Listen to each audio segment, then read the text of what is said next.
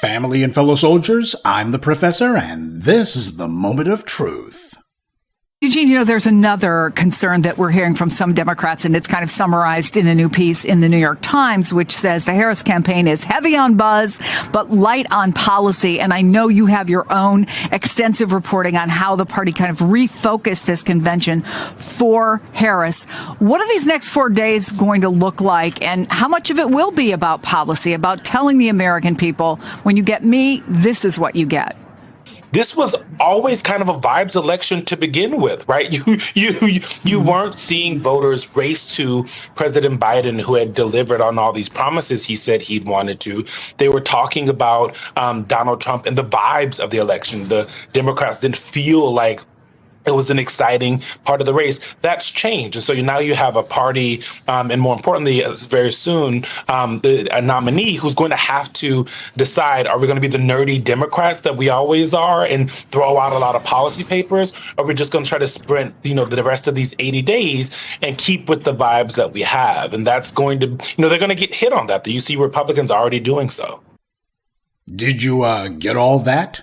This election was always a vibes election, Eugene Daniels says. Vibes. Now, what are vibrations? Vibrations are sound waves that don't do anything other than move. Well, that explains why there was absolutely nothing of substance during Kamala Harris's entire campaign. There was a whole lot of movement, a whole lot of noise, but absolutely nothing productive going on, nothing meaningful at all. And speaking of making a lot of empty noise, not since Michael Eric Dyson have I seen a Negro who talks more and says less. Eugene Daniels takes empty blathering, and he doesn't make an art form out of it, he makes a lifestyle out of it. But he's so proud of his empty chatter. Like a little old puppy, had his tongue panting and his tail wagging, sitting here, oh, how great it is.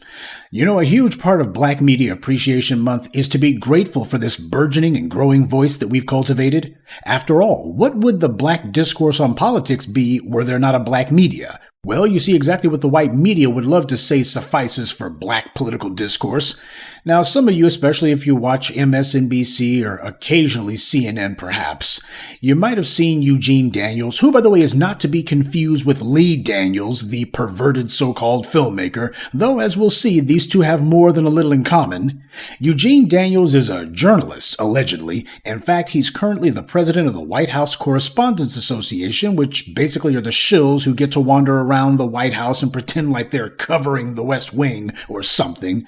They're legends in their own minds. They sit in the gallery and they get the pre-canned talking points from this or that White House spokesperson, and then they repeat those same talking points to the public as if we hadn't heard what these White House puppets were saying, but they repeat it anyway as if they're giving us some sort of insight when they're not giving us any sort of insight at all. Hardly hard-hitting journalism, but this is what they do, political theater. And Eugene Daniels is one of the actors in the white media's production. And how important is the White House Correspondents Association to American journalism and democracy? Well, the White House Correspondents Association is mostly known only for their asinine annual dinner, where they invite the sitting president or other members of the current administration to show up, and they do a lot of corny jokes and other stupidity. These are all the politicians who these guys are supposed to be holding their feet to the fire and asking the tough questions and getting to the truth. And instead, they invite them so that they can go ahead and have a nice little night eating out together and telling themselves how brilliant they all are. Basically, it's the world's worst comedy show, which makes sense because these tools of the white media are a joke. And if you're wondering what power the president of the White House Correspondents Association has, well, seems he has the power to appease Trump by disinviting a comedian from their correspondence dinner because apparently she made some jokes that offended the orange man. Now that's impressive. This guy couldn't be more of a suck-up to power. Why is MSNBC celebrating bringing him on board? Because they're making it very clear nothing's going to change. Trump wasn't even going to the sorry White House Correspondents' dinner, and yet they're trying to stay on Trump's good side because it's all about access, their sense of self-image and projecting importance. And yes, the White House Correspondents Association dinner does remind me of Negro Jim Clyburn's annual fish fry and the stupid breakfast, lunches, and dinners put on by the NAACP, the Urban League, the National Action Network, and all of these other do-nothing organizations. The only reason that the white media even puts this guy in front of a camera is because he's the poster boy for buck-breaking, a walking trophy for how white power can degrade someone, a tall black man with broad shoulders who nonetheless runs around dressed the way the dominant society wants to see all physically imposing black men dress, and acting in a way that says he's unquestionably a clown. And if you're wondering what this guy was doing before he showed up on the White House Correspondents' Dinner website, well, he had worked for Politico since 2018. He's only leaving this year to go take a gig for the weekend show on MSNBC. We'll talk about that in a moment. But for some reason, he's the belle of the ball with the white media, even though most viewers consider him annoying at best. He's often called a contributor whenever they have him on air, but for the life of me, I can't tell what the hell he's contributing, other than a lot of hot air. There's plenty of LGBT media figures in the white media, and yet this is the only one who acts like this.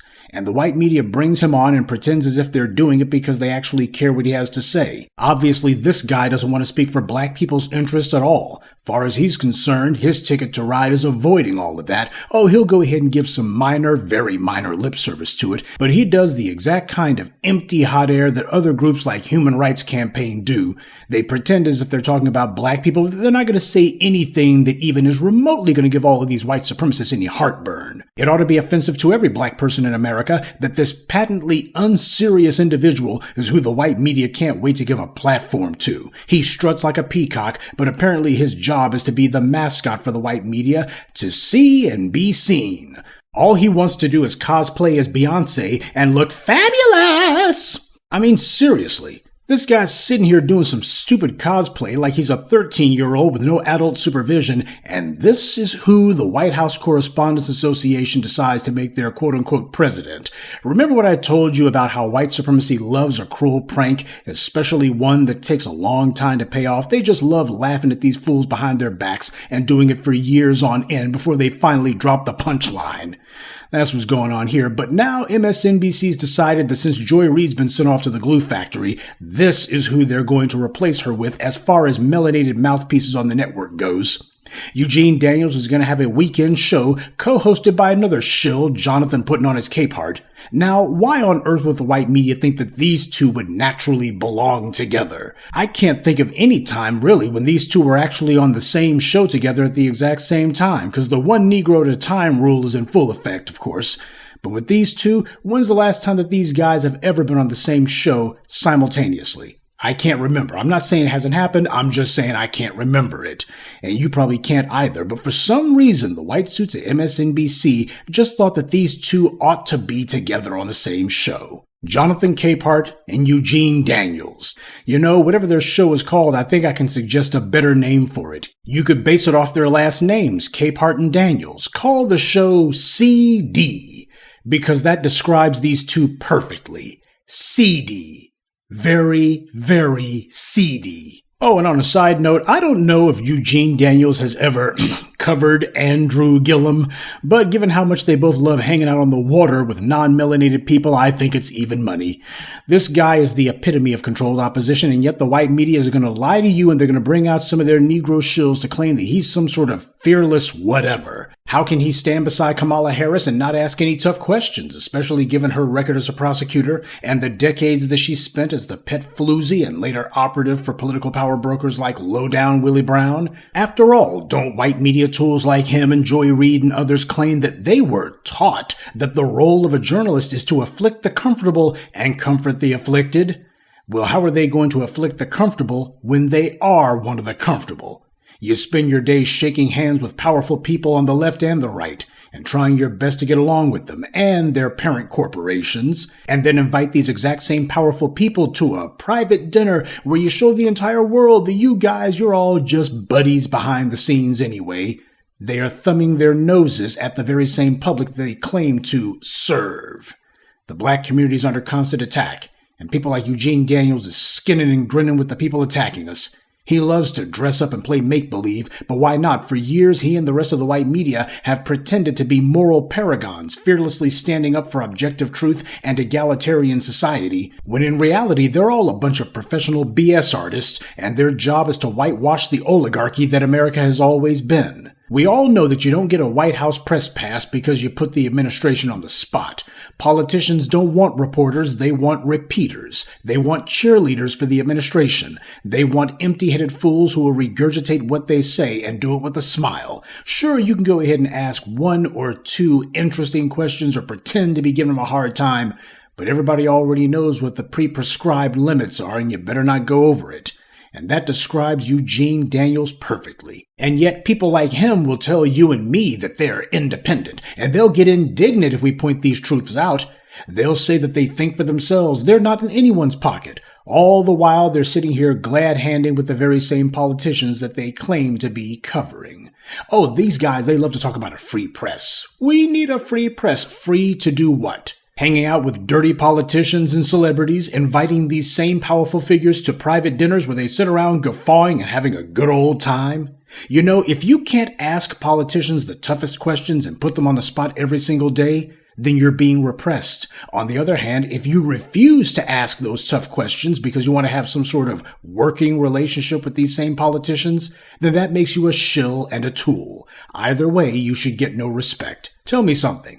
When you found out that Kamala Harris had been getting hundreds of thousands of dollars in campaign funds from the president of Blackstone, America's largest landlord, was it Eugene Daniels who brought that truth to you? Was he the one who brought you that information? Or was it the black media? Keep in mind, this guy has spent nearly a decade working for Politico, so you would think that if he found out that, hey, especially during the housing crisis, Kamala Harris is taking money from America's largest landlord, you'd think that he and the rest of Politico would be making that front page news morning, noon, and night. They'd be talking about it constantly. Instead, they don't mention it at all. Now, maybe Politico buried it somewhere on their website, but Eugene Daniels, he certainly wasn't saying anything about it. He never talks about it, never asks about it, never made it an issue. And neither did any other of the fakers, frauds, phonies, and fools in the White House Correspondents Association or the rest of the white media for that matter. They're all a DC-based social club. They're not journalists. So when they talk about Trump threatening their First Amendment rights because he's denying them access to the White House press room, well, given how they've used their First Amendment right when they had that access, it's no loss to our world. Reporters are supposed to have the politicians by the throat, but you can't do that if you're spending your time shaking hands with them. Eugene Daniels is never going to be a major figure in the white cable sphere because he failed to make any sort of impression at Politico or anywhere else. The only reason that they're giving him any face time now is because he's the poster boy for the unthreatening black male.